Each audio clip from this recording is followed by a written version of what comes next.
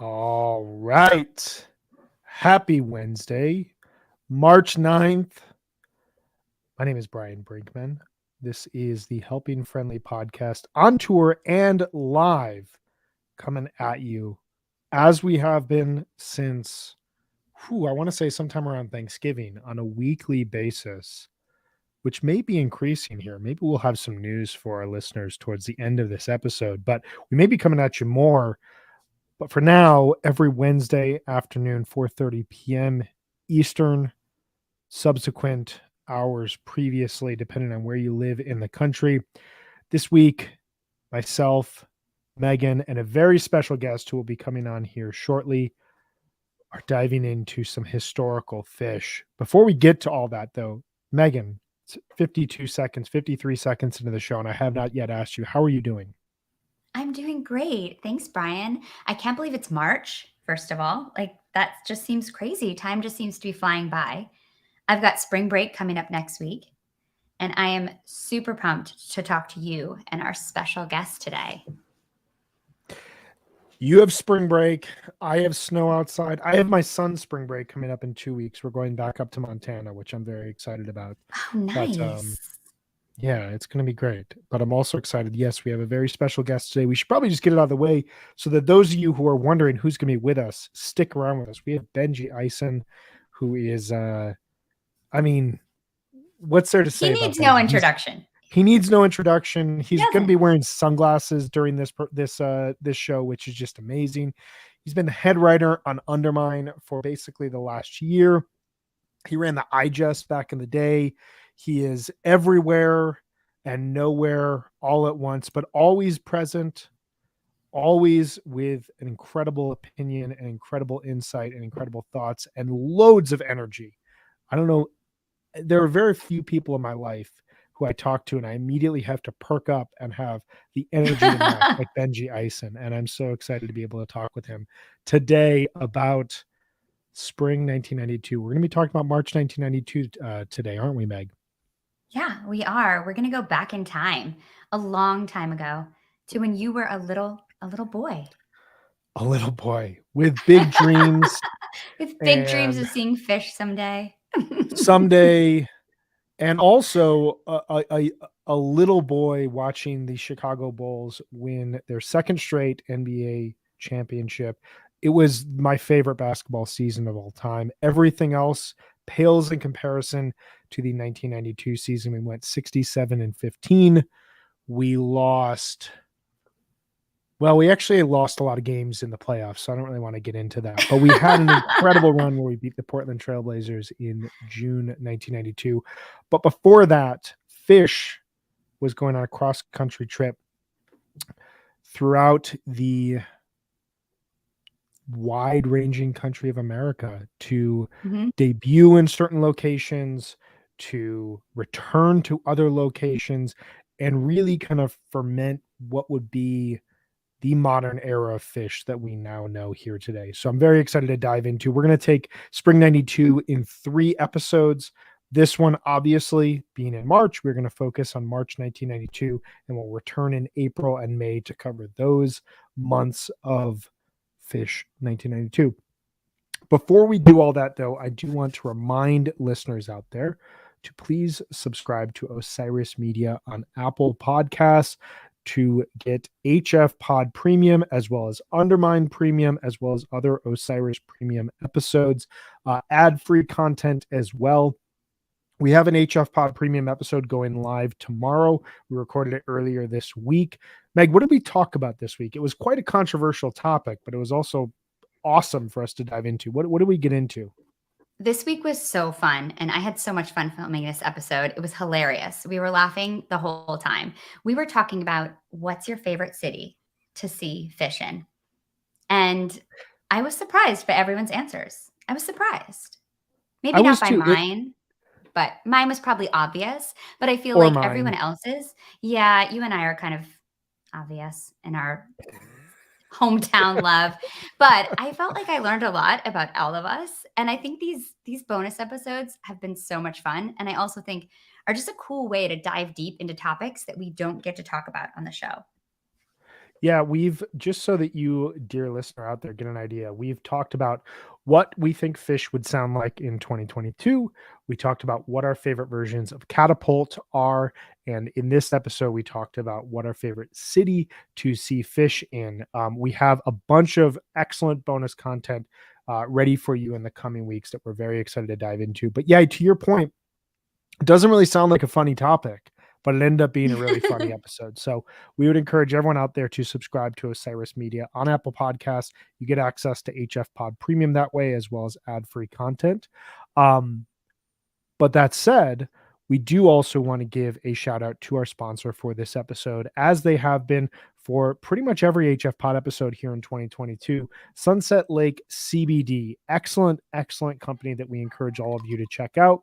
They have a line of smokable hemp products for the old deadhead, perhaps, or the young fish fan, maybe even the tiny young little brother goose fan that is searching for the mellow body high, of which I am a little brother goose fan. You know, I'm an old deadhead, I'm a young fish fan, and I'm a little brother goose fan. Smoking CBD has all the benefits of high THC cannabis without the paranoia or the anxious side effects. With 9 different strains from this year's harvest, there's something for everyone. The Hawaiian Haze is awesome for an outdoor show, and Cherry Abacus is best for the end of the night. All the flower is grown, cured, and trimmed by Sunset Lake CBD farmers.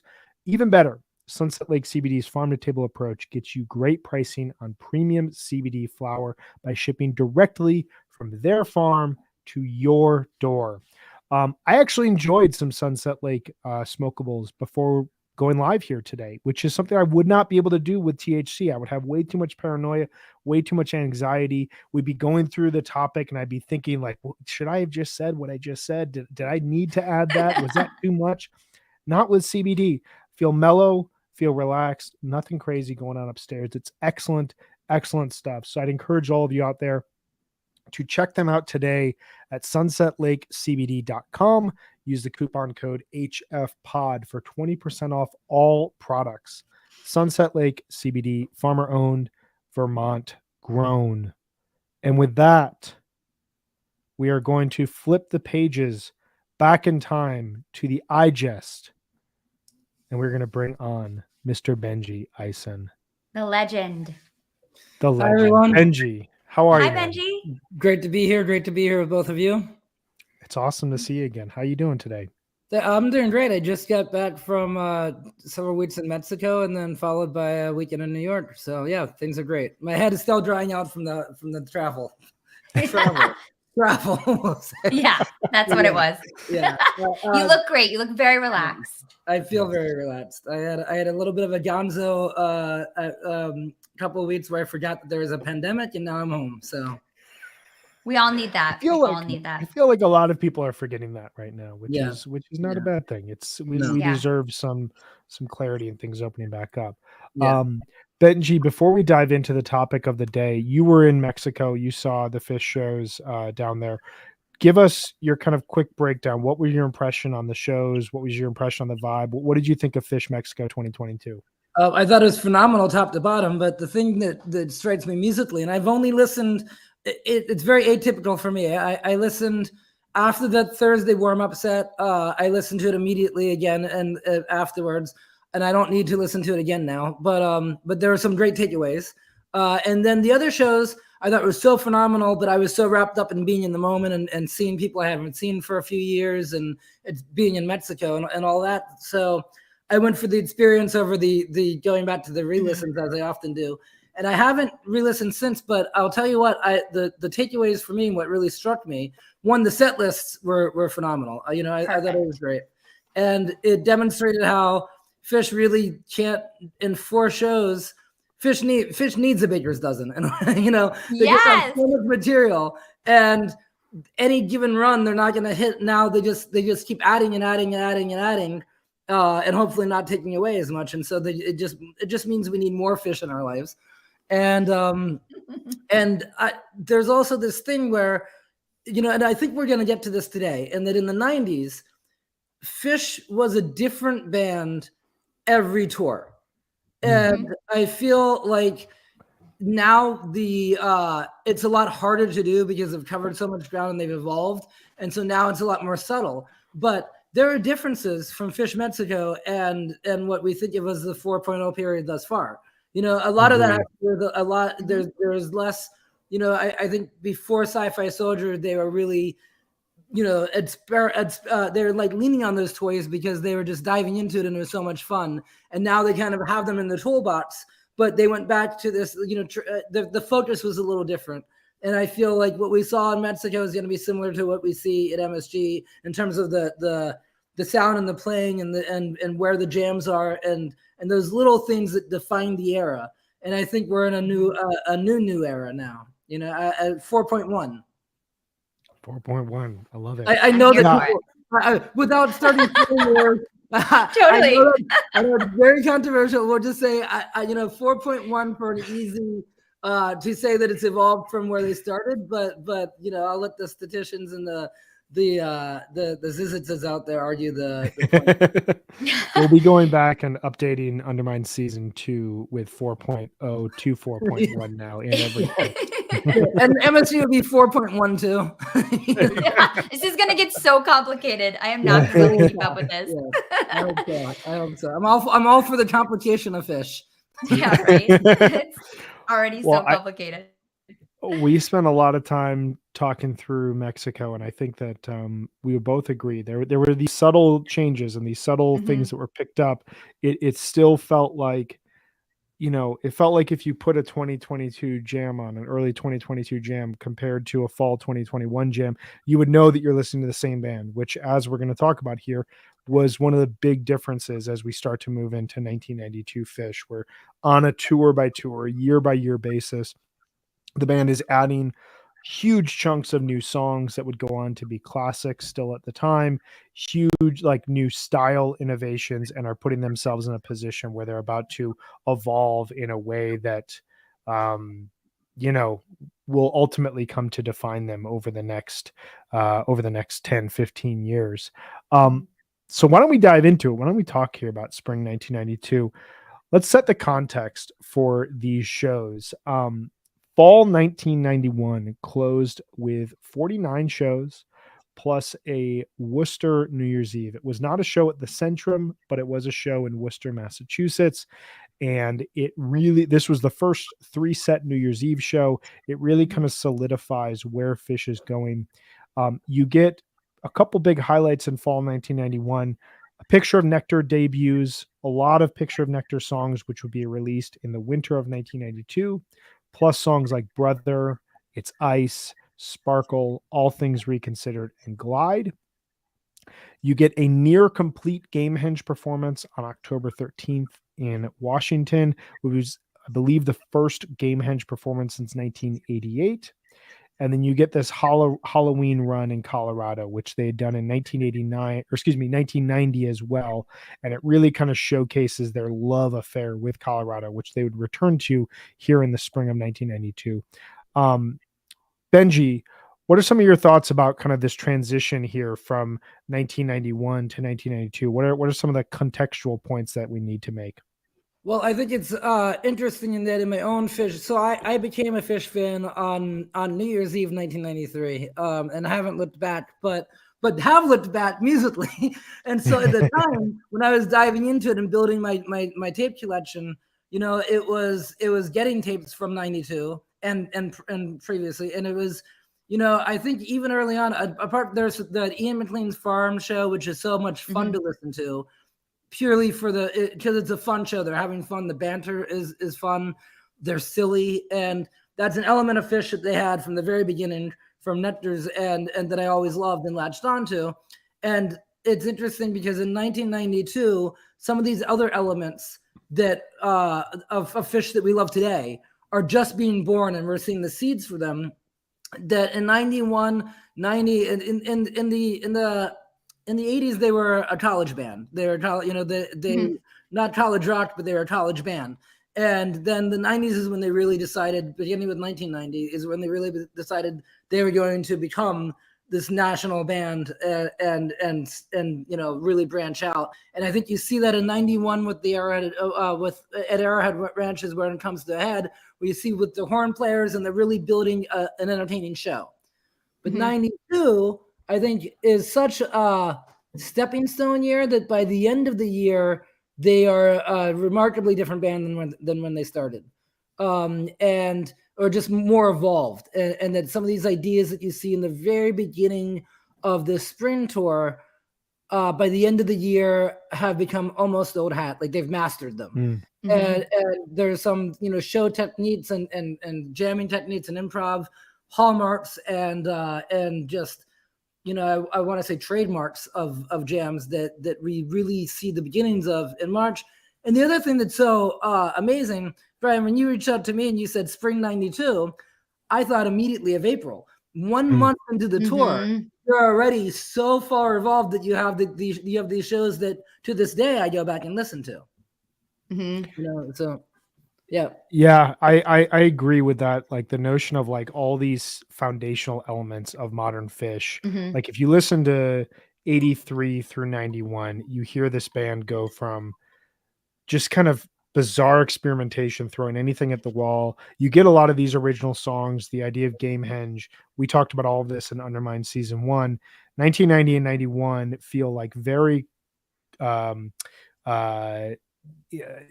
there's a clear focus that what we need to do as a band is we need to tighten up and we need to showcase all elements of who we are to anyone that we're playing to. And 1992 feels like the first moment where they can start to kind of loosen up and experiment. They're still very tight. There's still not a ton of type 2 jamming, but and that variety show aspect is going to be in place through the end of 1993, or at least through the end of spring 1993. But you're starting to hear them break from that. Meg, what are your thoughts in terms of like the context of where we're at going from 91 into 92? Yeah, I mean, when I think about what Fish was like in 91, 92, I think they were a hard-working band. They were touring all the time. And when they weren't touring, they were rehearsing. And I think they were really trying to build that sense of like, this is what we do, and trying to figure out who are we when we do it, right? What's our stage, kind of like Benji, you were saying, what's their show? I think they were also bringing in people. Brad Sands joins the team in 91. And I think he was really someone who's instrumental in building that connection with the audience. And, I think you think of fish.net emerging around this time.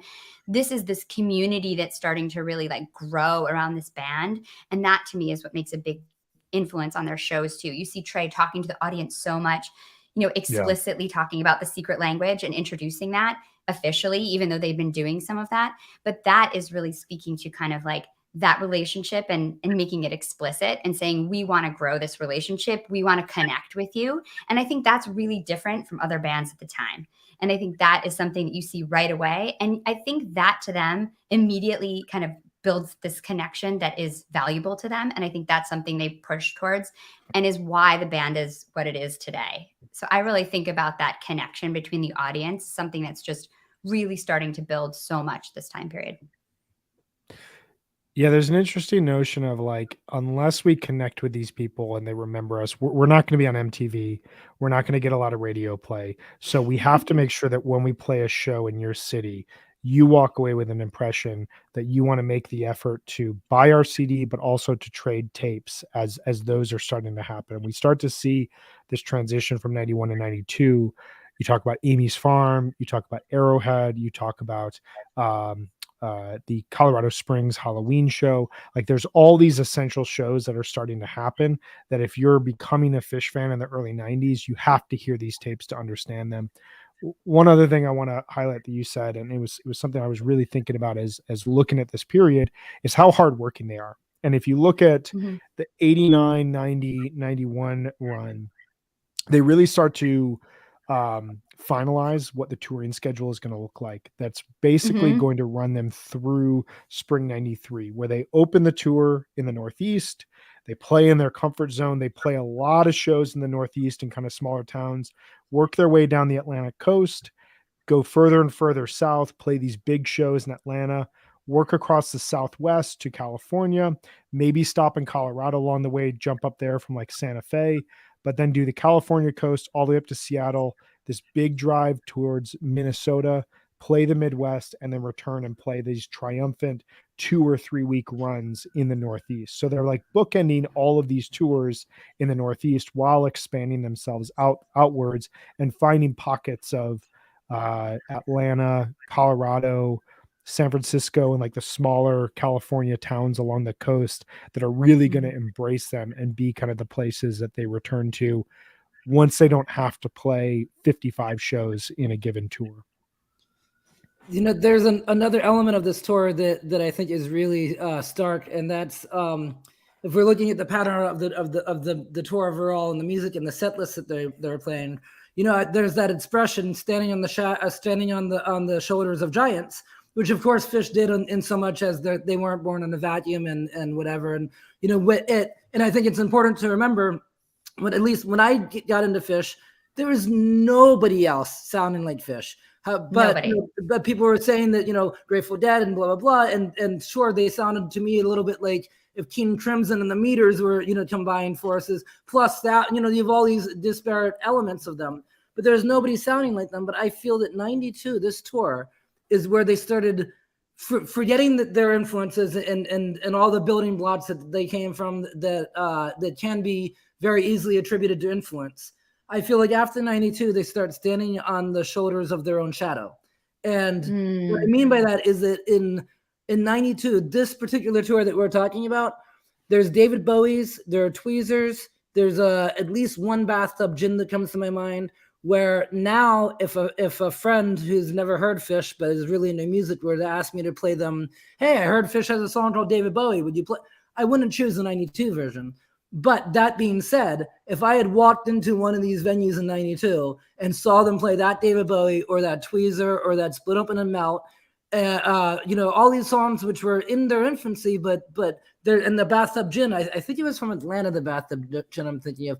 But there's a few of them this tour where they kind of break through and you can see where they're going, and it's phenomenal playing. And at the time, you would think, oh my God, this band is so unique and innovative and incredible. And in hindsight, those jams almost bore us now because the ceiling kept going higher and higher and higher and higher. But when you listen to '92 in that context and you hear some of these Tweezers and some of these Bowies and and Hoods, they're playing these 12-minute Hoods, on average every night, 12 minutes, 11 minutes, that were just phenomenal for the time, and they still stand up even if now there's 20 versions that would overshadow them, 50 versions would overshadow them. I would even add like Reba or Fluffhead. There's some incredible versions in this tour, even in that we're going to talk about today, like even in the first few shows, like they're playing really, really precisely, really well.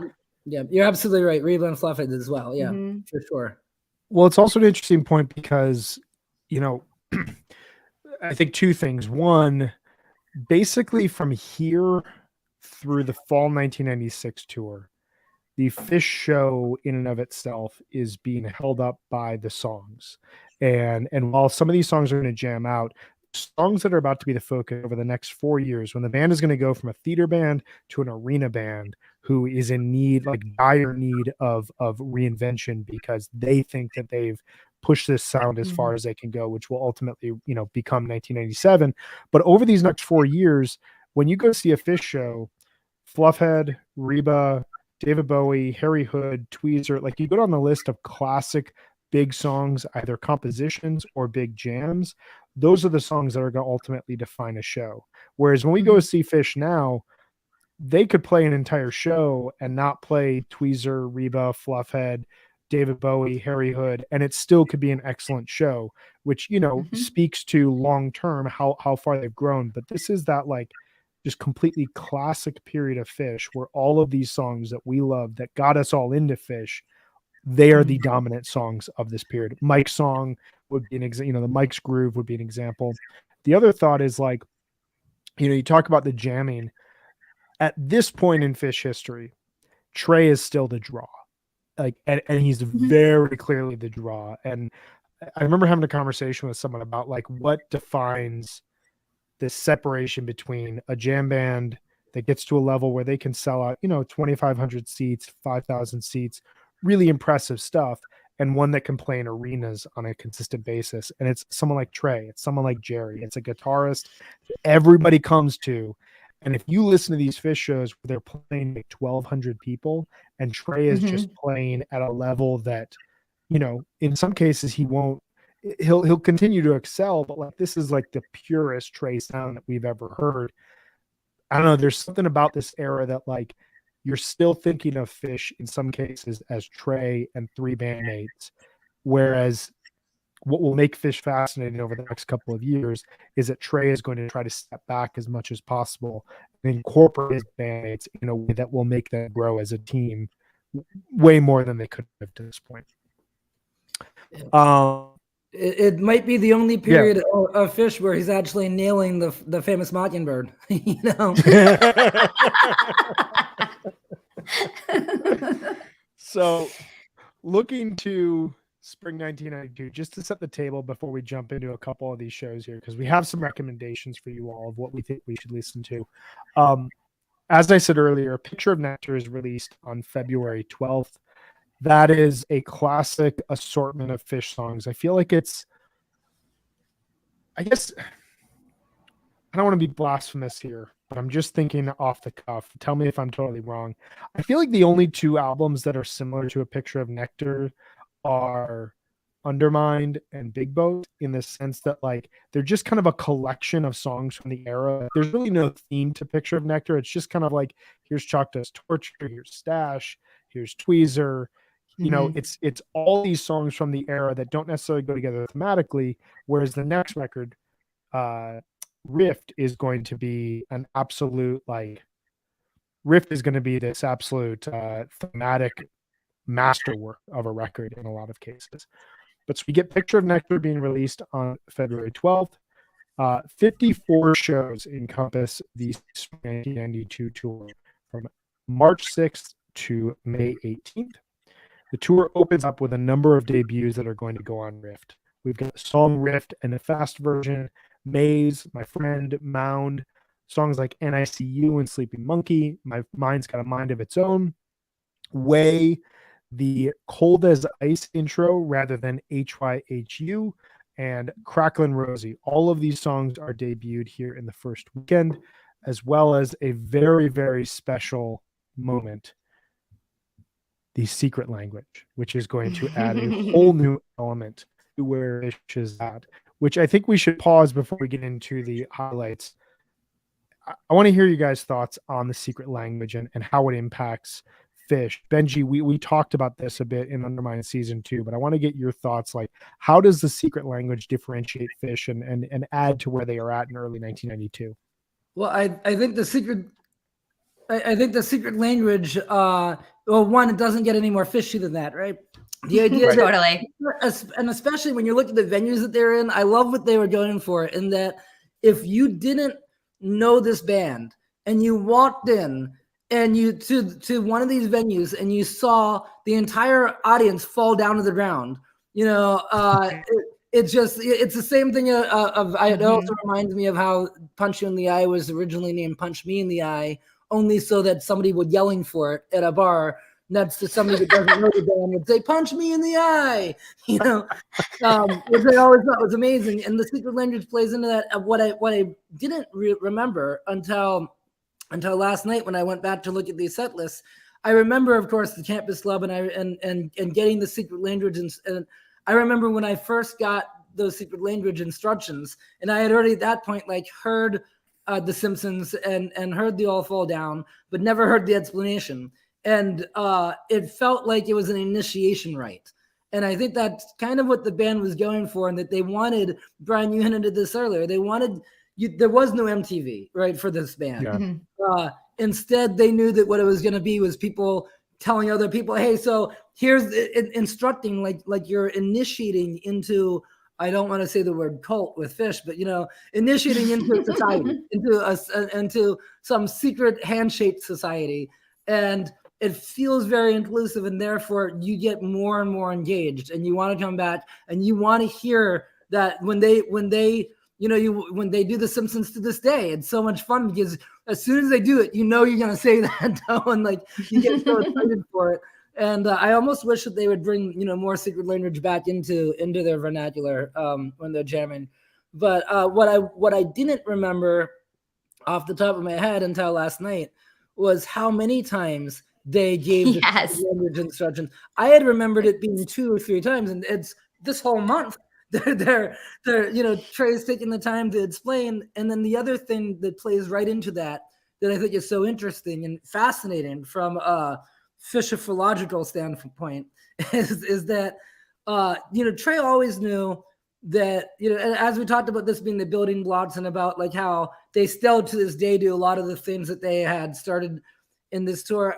I think it's interesting in terms of the narrations and the secret language. Trey knew that people were spreading tapes in 92 and he knew that a lot of people were coming back, and he talks about it from stage, and that he recognizes people in the audience, and he'll say, well, you guys know when they do the secret language in Atlanta. He says, well, a lot of people here know from there, a lot of people we recognize, but some people don't. So we'll explain it. And then now you guys explain it to your friends, and it's very, very clear when they do a few Forbin's Mockingbird's narrations. And one of them, the one from New Haven, Trey almost just glosses over it, the way he does these days. Where he's like, you guys know what I'm talking about. There's Iculus, and then there's, and then now we're the famous Mockingbird. And he even says that he goes, most of you guys know what we're talking about. And that was at the Palace Theater in New Haven in 1992.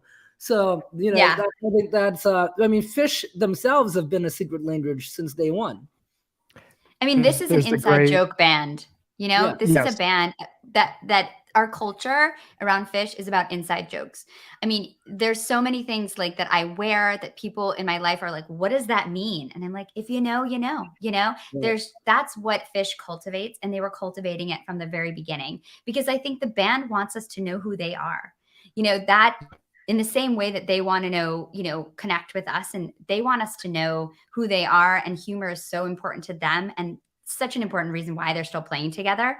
And I think that is something that they've always wanted to bring out. And I think that this is like you were saying, Benji, this is when they start to realize like, oh shit, people are actually like doing this stuff and like talking about us and passing the word on. And every time they would play a new town, they would play somewhere like, 1,000 people bigger the next year. I think about my first show was in fall of 1994, and they were double sizing their venues every year, and it's amazing to think about the show I saw that was like 2,500 seats. And then, later that year they're playing MSG. So like, it's just, they knew they were growing, and they knew that like the reason they were growing was because they were connecting with us. And so I think that inside joke culture is something that has really been part of their success. Yeah.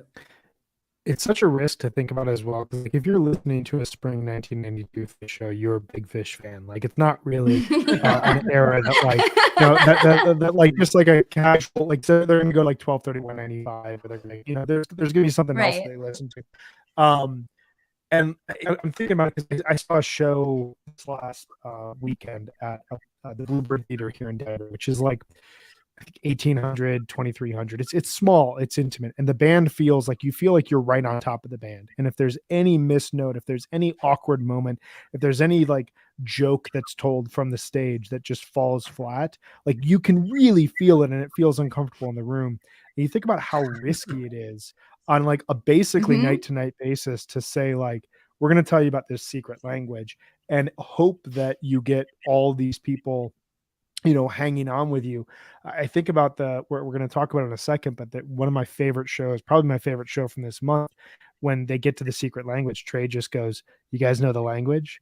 And like more than half the room responds. And like, what a moment that must be like as as a leader of a band, to know not only are people connecting with our music, not only people coming to different shows, not only people trading tapes, but they're buying into our just like crazy inside jokes that will only encourage us to play more inside jokes on you, the audience, who have paid your hard-earned money to come and see us. It's just such a moment of like, this is going to be bigger. They've already known this is going to be bigger than just like us screwing around in a college dorm room. But now we're at a point where like, this is going to be bigger than us literally loading our own gear. Like we're going to get to a point potentially in the future where enough people care that we can just do this without much stress. And that's definitely what I feel as we move here into this tour. By Let's the end jump of in. the year, Yeah, go ahead. I was just gonna say, by the end of the year, they were doing stuff like when they did the New Year's in Boston, and they have these audience cues, that they're doing basically an alternate version of the secret language based for radio, which then cut to Big Cypress where they did Cheesecake, and also, Brian, as you were saying with the secret language, how fast it spreads. It was funny too, because I saw that with the meat stick dance. I think where they do it on one coast, and then by the time they get to the other, they know things that spread. That was before these days when everyone can literally see the video of it within hours of it happening, or live, while it's happening. Yeah. Well, I think that there's a through line that you can draw from this type of stuff to, this is much lamented. So just let me explain myself. But oh boy, the Tahoe, the Tahoe tweezer, the woo moment that happens, it's almost like you can draw a straight line from the secret language and this trust that the band is extending to the fan base, and then playing this jam that then spontaneously erupts from the crowd in woos, and then the band plays off of those woos. And those woos. See, Megan's dog does not like to woo. On I cue. understand On that. cue. Rita, cue. she's not a wooer. Rita is not a wooer. I understand. I'm not either. But like, my point is just like this connection back and forth between what starts as a joke ultimately becomes, we are making music together. Like, we as the band are playing this, you're responding, we're responding to that. And that all kind of comes out of this trust that's extended at this point in their career, which is a pretty cool moment for them. Let's jump into we want to recommend some shows, and what we want to do first is we have two shows that we think without question, if you have never listened to any March 1992, these are the two shows. Like, stop right now, put them on, no matter your impression of this year, no matter the fact that you're a staunch I only listen post Baby Grand, no matter where you are at. I'm a 97 or later listener. Sorry, I can't do really thick. Whatever you are, these two shows you have to hear, because they have really, real big contextual value in terms of where Phish was at this point in time. And they're both awesome shows. The first one we are going to talk about is March 13th, 1992, from the Campus Club in Providence, Rhode Island. Megan, you and Benji both selected this show. Megan, can you tell me what your thoughts are on this show and why you selected it here for this conversation? Yeah, I mean, the setlist construction of the show is so fantastic. It has such a monster first set that has like a real second set feel to it. And it actually feels a little bit ahead of its time to me. I mean, The Curtain is one of my most favorite openers. And you hear this open a show and you just know it's going to be a good show. I think also the pace and the precision of this show, it is just incredible. There's just an energy and a drive behind it the whole time. And the first like 5, 6, 7 songs just like clip. I mean, you have got to keep up when you're listening to the show. It is just moving. But they're also like starting to stretch out a little bit. Like you can hear Trey start to really shred, like at the end of like Split Open and Melt. This is a gorgeous fluff head. It just rips at the end. And then it just ends in this like really kind of ambient Wizard of Oz theme that is like super creepy and cool.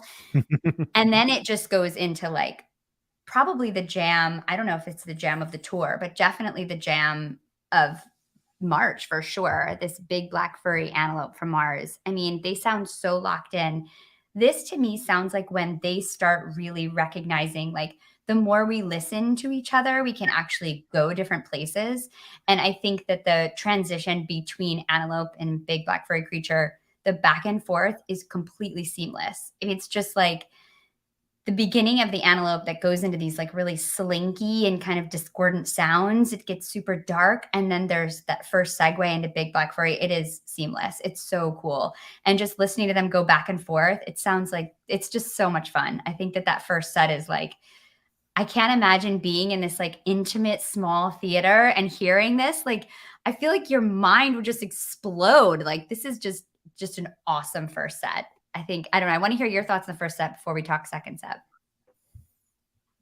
My thoughts are, I agree with you completely. And also, I think for anybody that thought that Curveball or around that time period that they were doing these things where they are mashing up their own songs, and the people that forget their Phish-tory, they think, if Phish was to play that big black furry creatures from Mars and Antelope mashup now, or even in 2019, half the audience would say, "Oh my God, it's groundbreaking," and the other half of the audience would say, "That's a bag of tricks."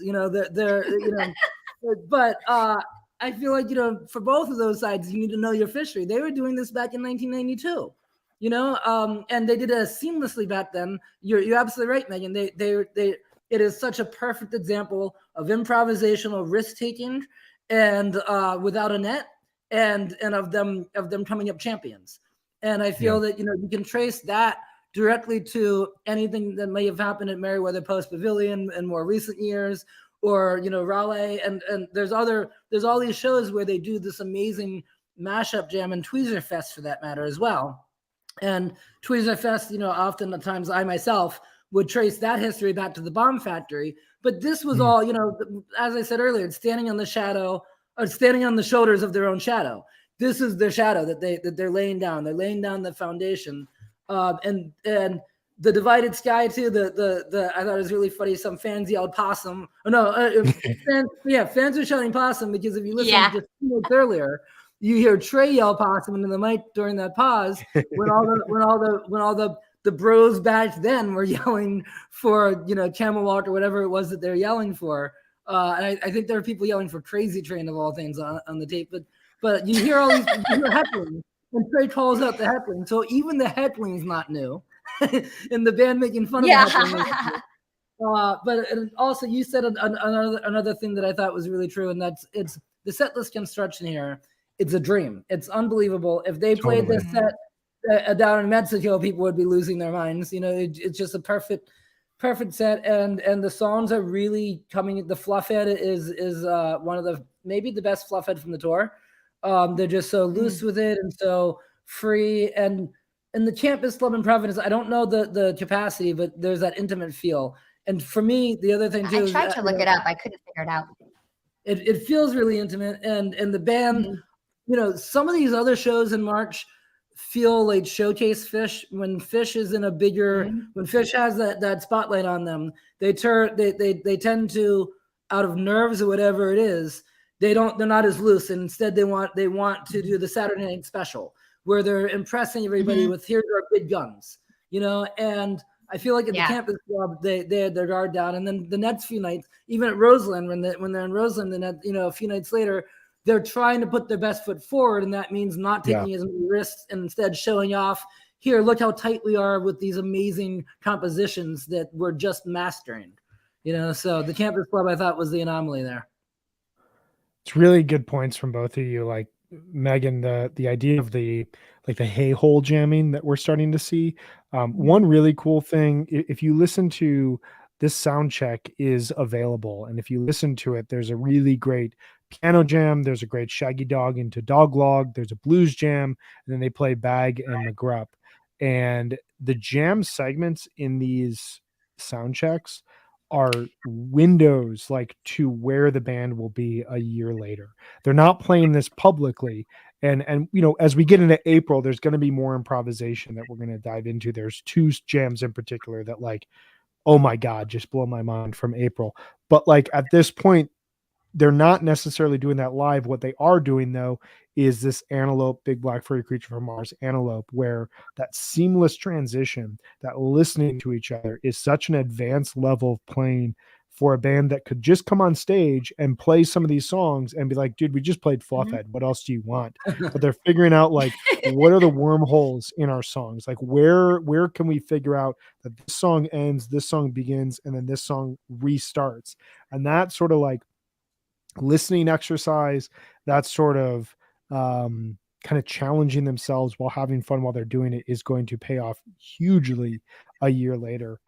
The other thought is, this is a Friday night, and they're not adept, they're not removed even at this age from the standpoint of we want to show our best foot off when we go to the Roseland on a Saturday night. They are the idea of a Friday night being for the for the fans, for the band, is ever present here. The 30th night. Let's jump in. Yeah.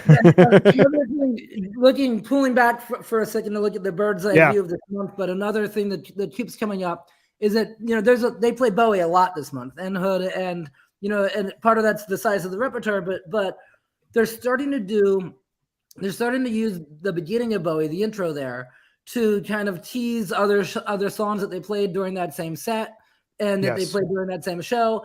And even not just in Bowie, but there's other examples as well. And that's a trend that, of course, continues to this day. And when they do that this day, it's always been a crowd-pleasing trend, especially when it's not being used as a crutch, but it's because it's off the cuff. Mm-hmm. And I think that again, standing on their own shoulders. This is where a lot of that they really started to do that, and to really get good feedback from that. One other point I want to make just before we jump into set 2, Megan talked about this like feeling like a second set. Even more than that, like these, and Benji, you talked about like this set list is a dream. They play Split Open to Melt, Maze, Divided Sky, Fluffhead, and Run Like an Antelope all in the same set. And that's not a unique feature of this show. Like that is this tour. If you ever want to listen to Phish shows where like it's just one classic after another classic after another, and they're all played just perfectly, this tour is where it's at. Meg, let's jump into set 2 here. What are your thoughts on this? I think this is a great set too. I mean, it's just the way it starts is super cool. I mean, you have this like really creepy vibe and this like creep into Wilson. Whereas now when you hear Wilson, it just comes off with such like insane energy. This is like a really creepy, like slow entry into it. And I found myself just like, when you're listening to music and then you stop where you are and you're like, wait, this is the beginning of Wilson? Like, this is awesome. Like, it's so creepy. And they're playing like, I think they're even playing the Wizard of Oz theme a little bit. Like, it's definitely, it's got this really kind of cool vibe, and they're singing really softly, and it's really cool. And I think because the show is so high energy and the pace is so intense, that when they drop into that horse, and I mean, I love Horse Silent in the Morning. That's one of my favorite little suites of music. But when they drop into that, you're almost like, thank God, like I need a breath. Like this is like, I need to relax. Like keeping up with 92 Phish is intense. Like I can't imagine how they felt when they came off stage after these shows, because they are just like working, like not stopping at all.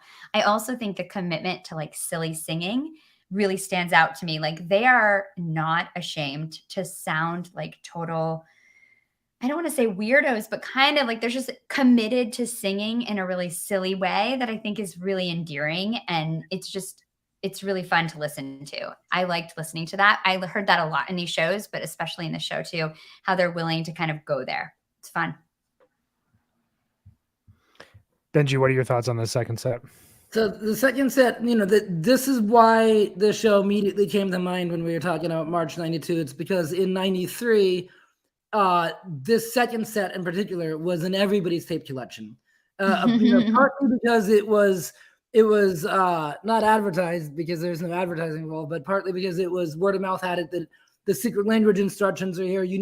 If you're a Phish fan, you need this tape to kind of instruct you to how to be a Phish fan. And it was about more than just that. I mean, right before then, before the possum with the secret language, you have a Henrietta tune where you have the, him doing Love You with the Cold as Ice, which was still new. And so Megan, you're right. Like they're not afraid to be themselves and who they are, especially then when they weren't dads, and they were much younger and life wasn't so serious.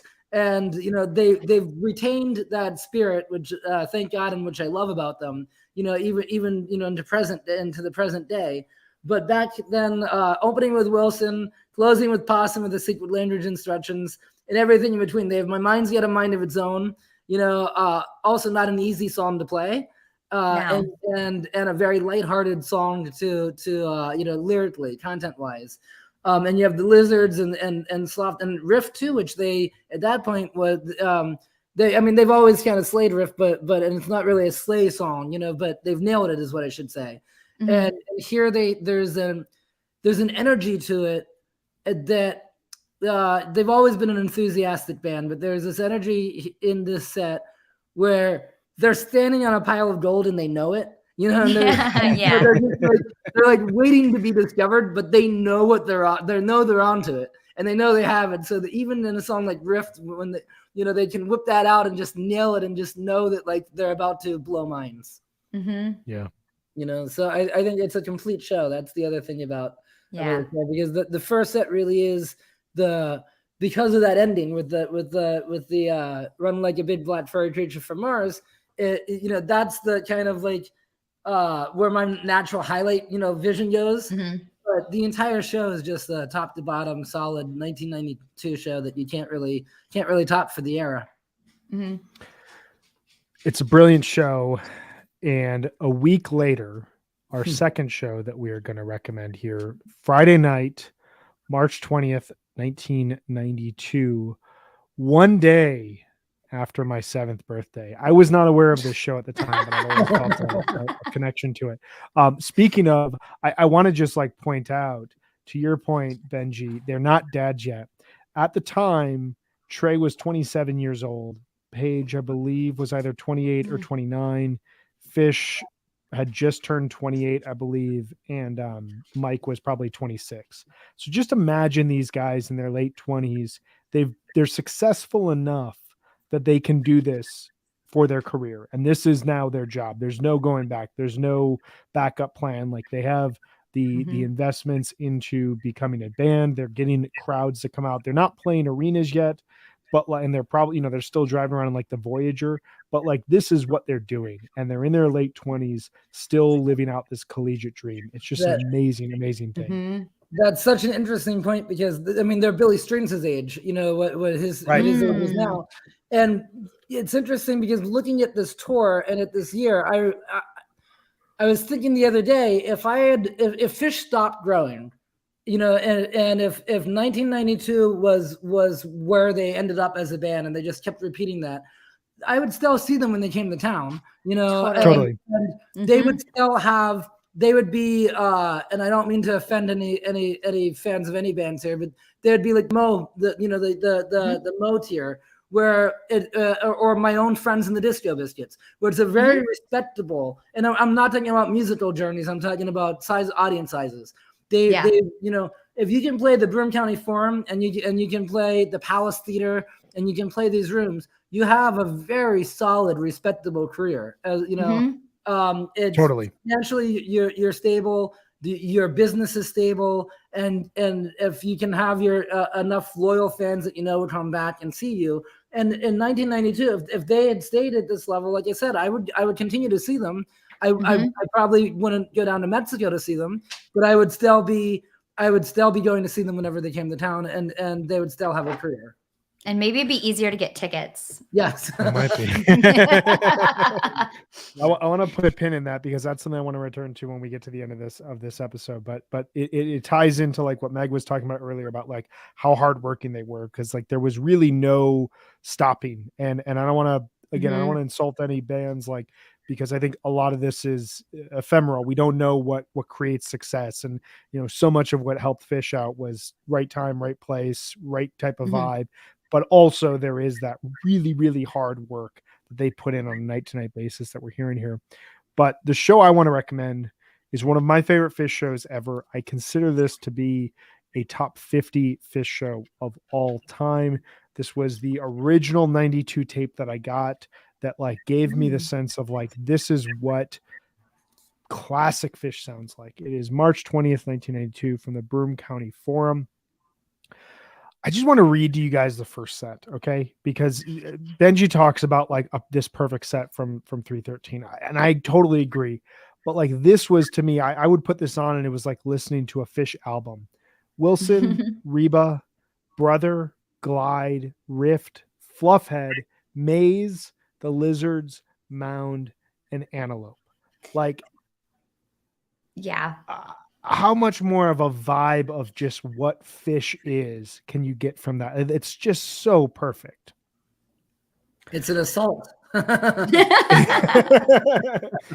get it's really gorgeously played too. Yeah. It's gorgeously played. You get this crazy, they start brother, and Trey starts yelling out like, "Oh, they're jumping in the alligator pit. Look at them. That's the alligator pit." And like, you have no idea, like, what's the alligator pit? What's he talking about? And it just like fits the music. I thought the alligator pit might be the one of the very few first times that they actually had a pit in front of the stage where they had a barricade. Oh, interesting. Oh, I was wondering about that. Yeah. And so, I mean, I could be wrong, but that was always my thinking, because I went to the Broome County Forum 2 years after this in 1994 to see Phish, and there was definitely I didn't ride the rail, but I had a friend up there that did, and I went up there to see them, and I remember there was definitely that pit up there in a room that, and Phish was right at that cusp as a band where the Campus Club definitely did not have a pit. The Flint Theater doesn't have a pit. The Palace Theater doesn't have a pit. Those are theaters. Theaters don't have pits. Yeah, this is they probably like that being like right by the audience too, having that energy there. That's something we know they like. Yep, and then they say don't jump into the alligator pit, and I think they're having fun with it because it's a little. They like that energy, and to have that pit be there, you have to learn how to play to it. Mm-hmm. Well, and this show has a sound of being in a much bigger room, and it sounds like these are those first moments where can we take this sound that is so conducive initially to a bar, then to like a makeshift festival outside, and then to a theater. Can we take this to a larger room? This first set has, I don't know if it's my favorite, but it's like in my top 5 favorite Rebas of all time. It doesn't do anything weird. It's just so perfectly played. It's like Trey just hits like every single note you would want to hear. I mean, overall, you get this in the Antelope. John Fishman's on trombone. They do a Simpson signal. They haven't done secret language at this show at the time.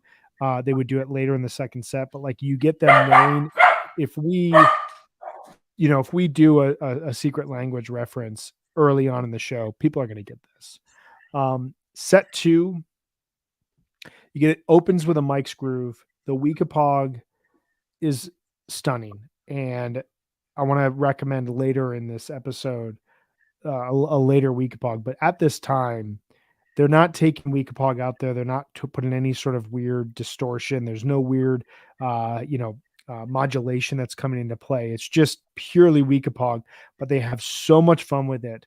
And then they fall into Sanity, where they start shouting out band nicknames and Camarino, Toph, and you get these just like this yells from the stage to their crew from Trey and Mike. And it's just like, again, that connective piece of like, we're going to bring you, it's almost breaking down the fourth wall. We're going to bring you, the audience, into the party, that we have with our crew, with each other, and you're all going to be a part of this. It's so much fun. Benji, what are your thoughts on this second set? The Harry Hood is a great Harry Hood for the era as well. I agree with everything everything else you said, and there is something palpable in this. Let me look back at the first set. Yeah, in the first set too, but in the second set, well, they establish a precedent of great Mike's grooves from Binghamton, but apart from that happenstance, there is, and maybe having been in that room, it is kind of a hybrid between a small, it's not quite arena size, but it has that feel of a hockey rink, minus all the grandstands, but of a hockey rink. And because of that, I feel like, especially given this time and the other venues that are on this tour, and Roseland Ballroom is a big deal, the Palace Theater is a big deal, but they're scaling depending on the city that they're playing in. And I feel like Binghamton, as you said, Brian, they do the secret language this night before they explain the secret language, knowing that there's people there that know the language already. And because of that, I feel like they're aware that a lot of, as Trey would say from stage a lot of the times this tour, they're aware a lot of the people, a lot of familiar faces and a lot of friends in the audience. Also aware that there's a lot of friends of friends there that are there for the first time. And you can hear palpably in their playing this potential, this energy, this enthusiasm where they have something to prove. And they have something to prove, and they know that they have that's something that they haven't. Whatever they have Yeah. to prove, they know that they have it, and they can't wait to show it. They can't wait to share it. And you can hear that in those jams, in that Mites groove for sure, in that Harry Hood. They're breaking a ceiling that later on they would go to raise, by hundreds of feet every tour. But this was definitely some ceiling breaking going on this night. Yeah, I think you can really hear them like playing with different textures and sounds in a way that I hadn't heard them before. Like in that Fluffhead, definitely. I think the segue from Fluffhead to Maze is incredible. It's so effortless and so pretty. And I just want to shout out this Antelope. This Antelope is like a rocket ship. I mean, it is awesome. It has so much energy behind it. And this Mike's Groove is one of my favorite moments that I listened to from this March 92.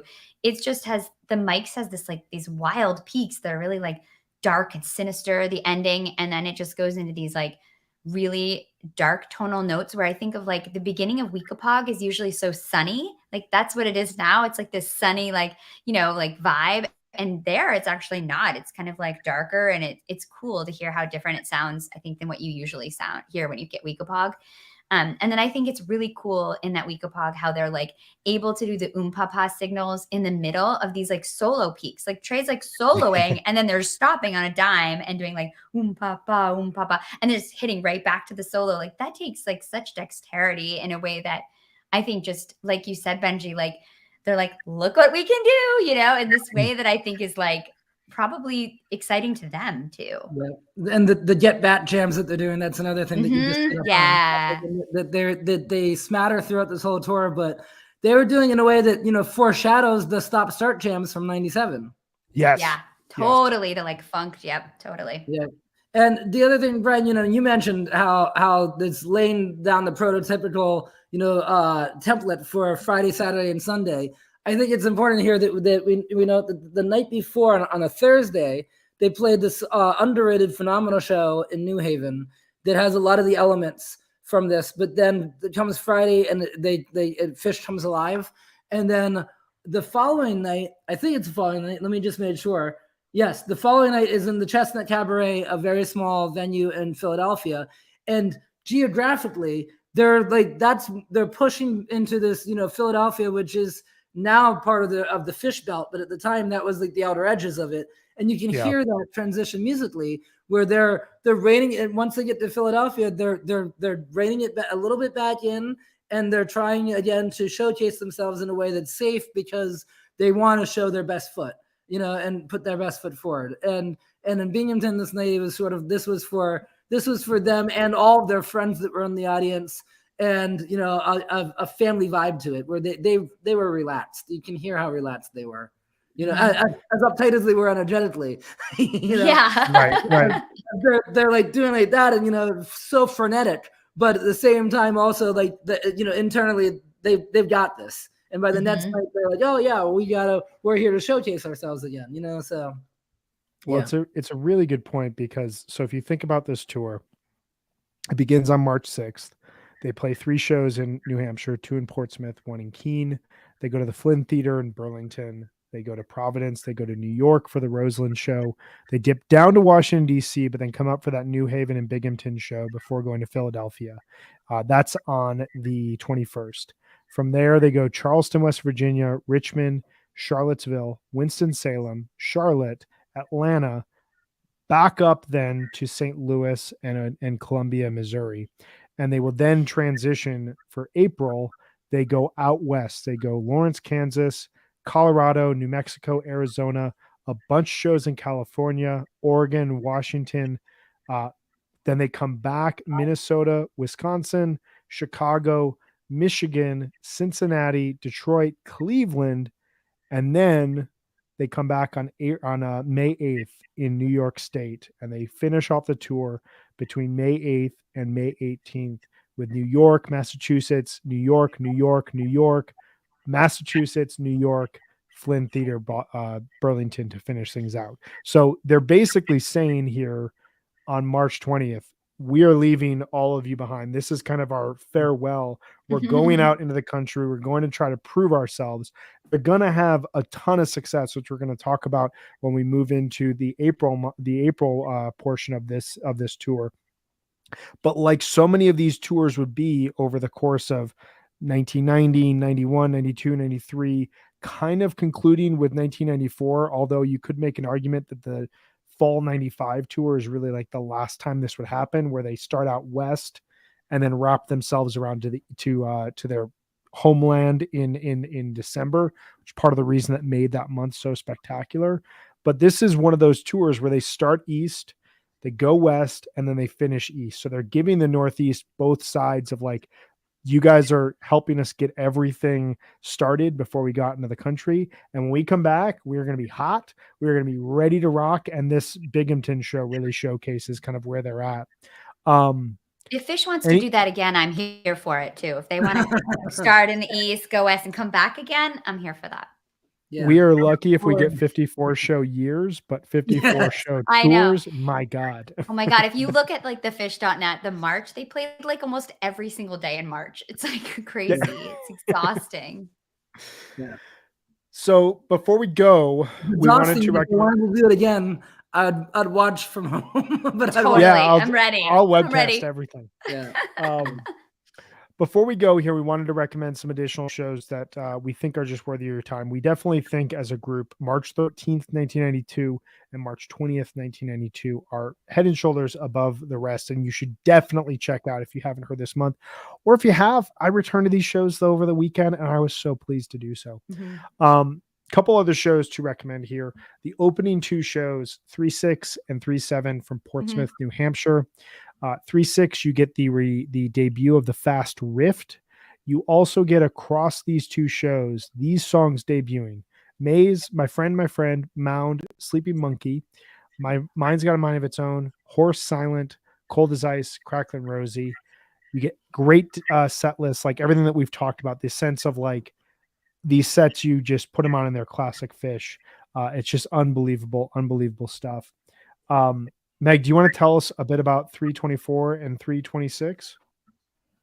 I mean, I think I really listened a lot back to 3-6 and 3-7 more, just because I think like those debuts are really cool to hear. And you hear Trey actually talking to the audience like, hey, thanks for listening. This is like all of our new music. And like, we know it's a lot to play a lot of new music, but like, thank you so much for listening. And I think they really come out swinging too. I mean, they clearly been practicing. I don't know if they just wrote all these Rift songs. I'm not sure when they wrote Rift, but I imagine it was pretty close to when they came out to play these songs in March. And so it's amazing to hear them play all these new songs and cool to hear the new versions of these songs. I mean, anytime you can hear a Fish song played for the first time, it's so fun because that's just like a real lesson in history, I think. So I really think listening to these first two shows is definitely worth it. They're also an early example of a two-night stand, which I think is really to listen to back when you listen to those two shows back to back as one, as telling one story. They were really working on that and consciously, trying to construct a story like that back in 1992, which I think is great. And jumping ahead, the Flood Zone in Richmond is a phenomenal show. The 324 show you're talking about. Is also a phenomenal show that gets overlooked, but we talked about the HFPod grooves earlier on, not being these bust out HFPods that we think of as now. And on this one, it kind of was. I mean, the whole band at one point starts basically screaming, on it, and they're doing things that toe the line between what we've all been talking about. Of they have that Fish humor, and at the time, the humor is not so refined. It's like that the humor that they've had since the 80s, where they're willing to be silly on stage and into the microphone, and they're marrying that with these musical, improvisational chops. That I think the HFPod groove is a great example of it. And the whole show, it's also there's a great '92 Harry Hood from the show, and then the Forbin's Mockingbird is another example of Trey saying, in the narration of him saying, I'm going to clue all of you in to this magical land that we're a part of, but I know a lot of you already know it, so all the way down in Virginia. And he's like, I already know a lot of you know it, but he gives a lot more effort in this Forbin Mockingbird than he gave in the one from a few weeks earlier, where he knows that the majority of that audience knew it. So it's really interesting to watch. You also get Carl Gerhard coming in to play horns on to play trumpet on Brother and Cavern. 326 from Winston-Salem. You get a triple encore at this show. It's outstanding set list. Buried Alive is dedicated to Jimmy Herring. And you get Harpua in the third encore slot, which is just such a cool moment and kind of one of those, like, when you listen to this show, it feels like a harkening back to the 80s, but it also, like, you hear the band know at this point in time, like, Harpua is one of those songs that we just have to, like, save. We have to sit on and we have to really savor, because when we play this, it's going to have just such a massive impact on the overall show. Of importance, and I think it's important to listen to, 328.92 from Atlanta. You've got this great set one that, like, sets up what should be an amazing second set. David Bowie has a Birdland jam, but set two is shortened because of a flood. And this, your ears may be perking up. Wait, I feel like I've heard about this before. Atlanta, a flood? What are you talking about? So every song is a cappella. There's like 4 songs played on 328. They leave the show. They have to cancel the show early. And as has been basically proven through history and science, they said, when we come back to Atlanta, we are going to absolutely tear this place apart. And when they come back to Atlanta the following spring, they're going to play the Roxy show, 2/20/1993, one of the most important shows in Phish history. And the overall run, which has obviously been released, heavily lauded throughout Phish history, is it's one of those runs that you just kind of have to listen to in full. The last night of March 1992 that I just want to highlight, Columbia, Missouri, March 31st, 1992. It's all around great set list, but I really want to point out, and I'll try to share this in the show notes when we post this episode. There's a just masterful version of Weekapaug that's on YouTube. It, number one, shows how intimate these shows are. Benji, you talk about the alligator pit. There are literally people, like, resting their arms on the stage and just, like, jumping up and down, like, in unison as they're playing Weekapaug. And the camera zeroes in on Trey, and you can just see how incredible he was in 1992. Like, the show being completely about Trey in a lot of cases, but also you see how close this band was to each other from a just a placement standpoint, playing in these small stages in these small rooms. So we would recommend for you all, check out 313.92, 320.92, 36 and 37, 324, 326, 328, and 331. And you may say to yourself, that's a lot of shows. Yeah, there's a lot of good Phish. There's a lot of really good Phish to check out. That'll keep you busy. It'll keep you busy before we come back with our April 92 shows. Last question for you guys, as we're kind of looking kind of at 10,000-foot view of March 1992. How do you hear this month and the way the band is playing impacting Phish as they developed as a live band? And conversely, kind of within that, what do you think they needed to move on from to become what they were going to ultimately become? Benji, as our guest, I'm going to start with you.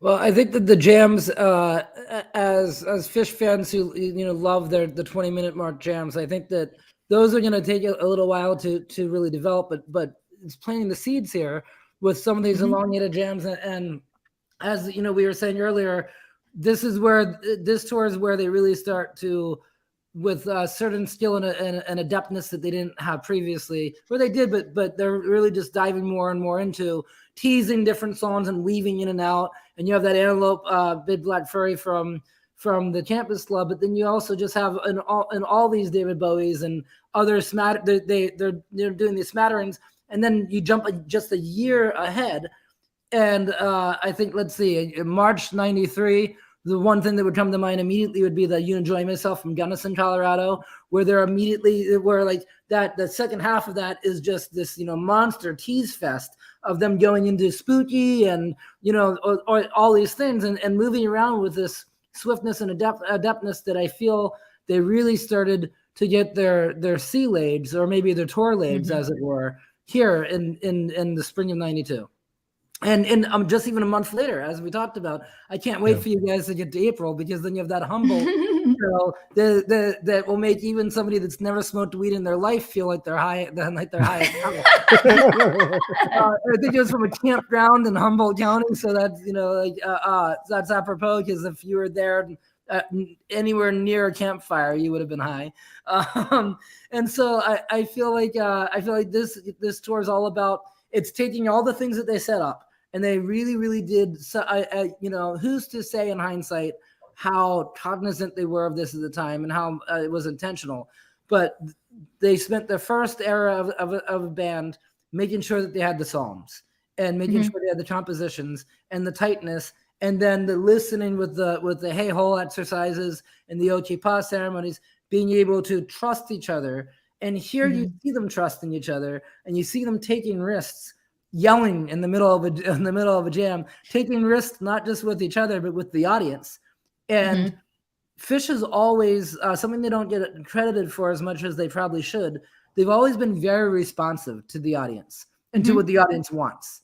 And when they realize that the audience wants something, they like to deliver. It might not be a song. If everyone's requesting, Destiny Unbound for 10 years, it might take them a while to come around before they do it, for whatever reason that they have. That being said, I mean, I think right now we're seeing it, and that they saw how the fans respond to 20-minute jams, and now we're seeing so many more of them, and People for a Louder Mic. The band responds well when the audience has one collective wish or desire, because we think that it elevates the music. And I feel like this was that 92 is that perfect cross section where they have the foundation that they just built, and now they can take a step up. And now they can kind of look over that peak, and they can be like, that's where we're headed. We're headed there. So I think that this tour is, it might not be one of the most listened to tours, but it's a very important tour. 100%. Meg, what are your thoughts in terms of like, what did the band bring with them, but also kind of what do you hear them kind of needing to move forward with? Totally agree with what you were saying, Benji. I think that the takeaway for me is that the most important part of what makes Phish so great, this kind of like humor and connection with the audience, totally blossoms this year. I think of them in 92 as still really outward, like they're kind of still showing what they can do and looking towards the audience to get that feedback. Like you were saying, Benji, they want that interplay. They want that to feel what the audience wants so they can deliver that. I think where they go over the next few years is they start to listen to each other more.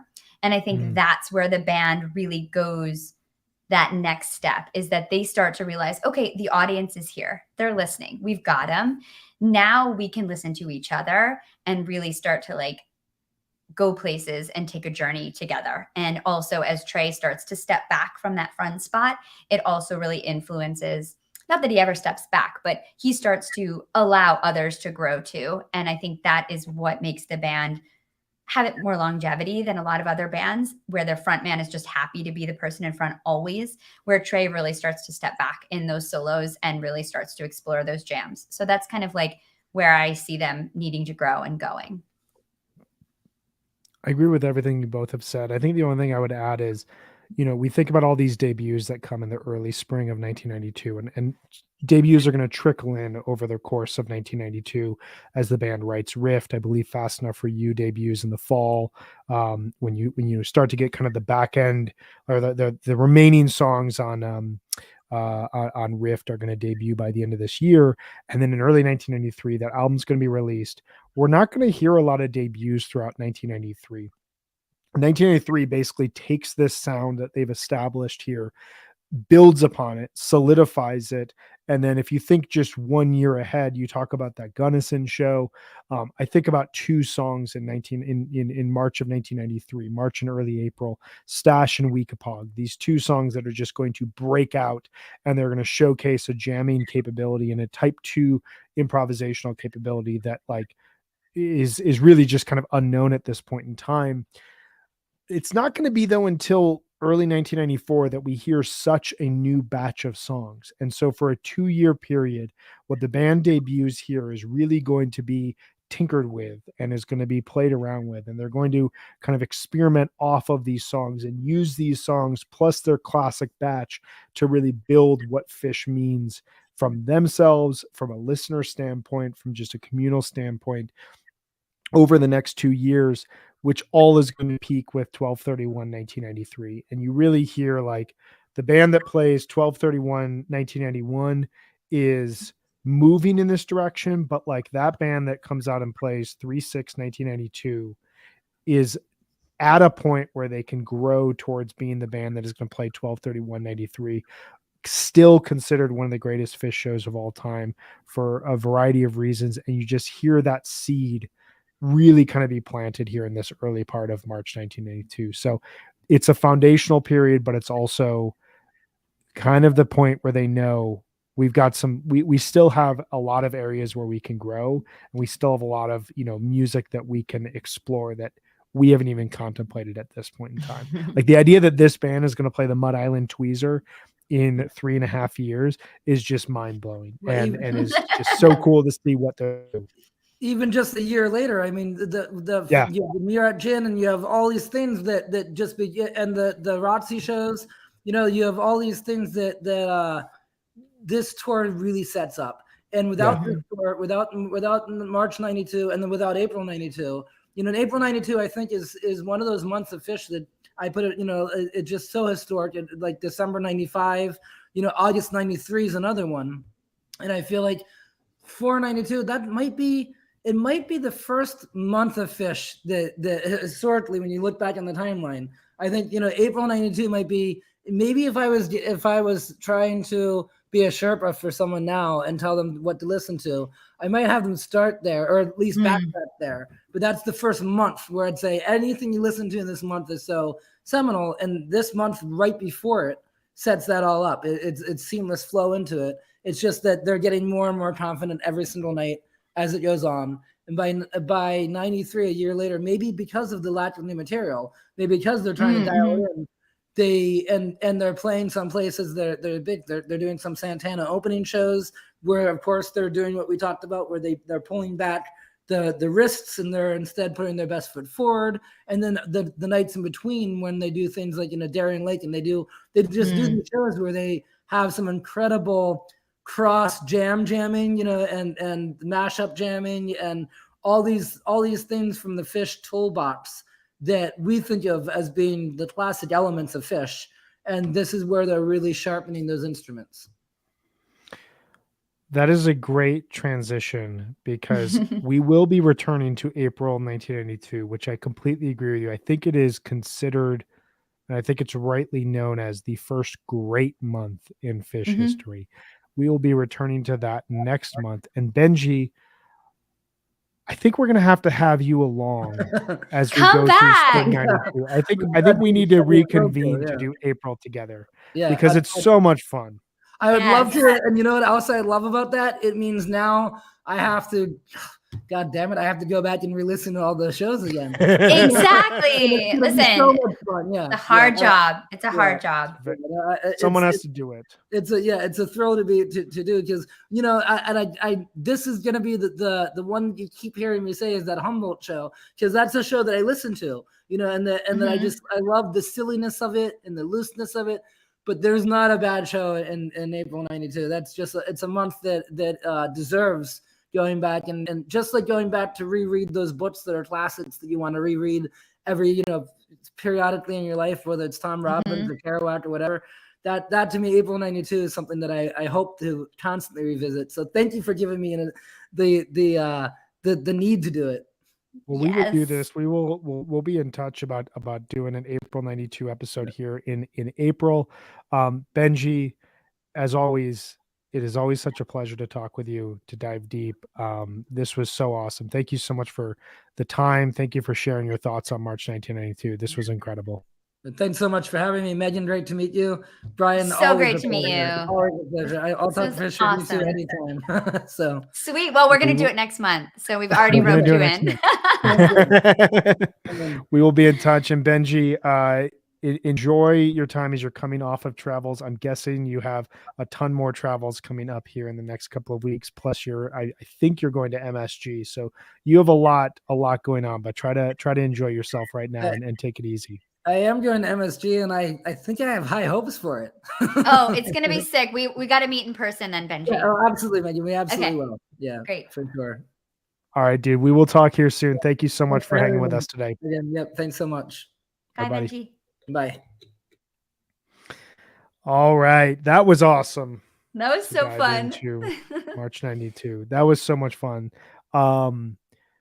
So we have an episode coming up next week, same time, same place, where we're going to be starting a new series within HFPod, which I think should be a ton of fun. It is going to be called the Fish Interview Series. And no, it's not us sitting down and interviewing members of the band. That would be too much fun. It's us looking back at archival interviews that the band gave in their history and just talking about what was going on with the band at the time. What are their responses during this period? What are they wearing? And Meg, do you want to tell our audience what time period we're going to be focusing on during this episode? Yeah, I think next week we're looking at an interview from June 19th, 1994.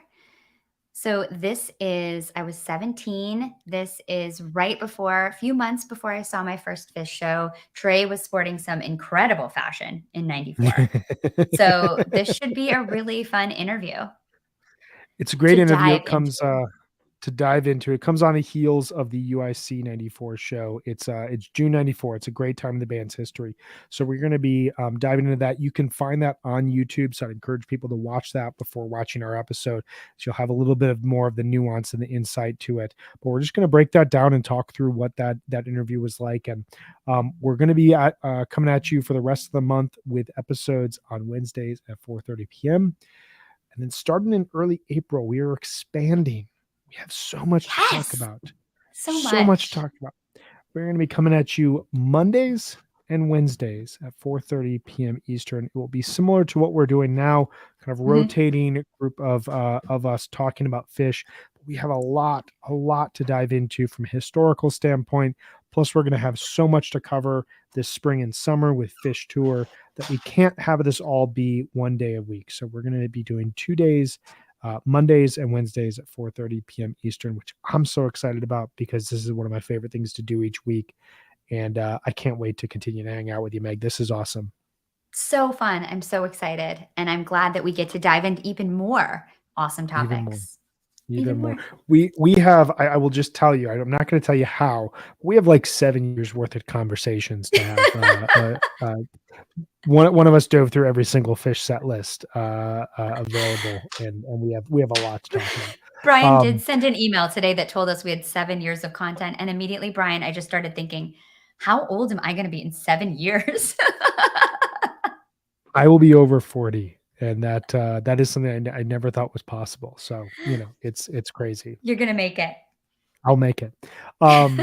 Before we go today, do you want to let us know? Do you want to let our audience know about our friends at Sunset Lake?